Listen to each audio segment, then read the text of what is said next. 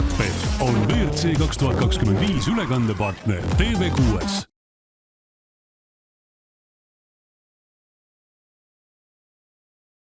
Miks sa oled kaardilugeja, miks ise autoga sõita ei taha? Niimoodi kohe. Kuidagi on ajalooliselt läinud niimoodi, et ma alustasin vennaga sõitmist ja vend oli minust vanem ja siis vend sai varem nii-öelda rooli ja siis mul polnud muud teha kui kõrvalistmele minna. Ei no eks ma ikka tahaks sõita, aga kuidagi läks kunagi nii, et ma istusin paremal istmele ja sinna ma jäin. Kas mõnikord hirm ka tuleb peale kaarti lugedes ja autoaknast välja vaadates? Ei saa tulla, sest muidu läheb kõik bussi ära, et ei sükse asja peale ei jõua mõelda. On olukord ikka, kus võib nii mõelda. Mis olukord see on? No siis kui ikka juba üle ääre hakkab minema. Mis on Sardiinia rallil kaardilugeja jaoks kõige keerulisem asi?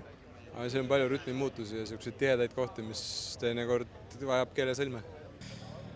Eks need teede iseloom on niisugune parajalt keeruline, et siin on hästi lühikesed kurvid ja nukid ja samas see kuumus, et kõik see kombinatsioonina nagu kokku, et see parajalt ikka tapab ära. Aga tuleb hakkama saada, et kuidagi pead ellu jääma.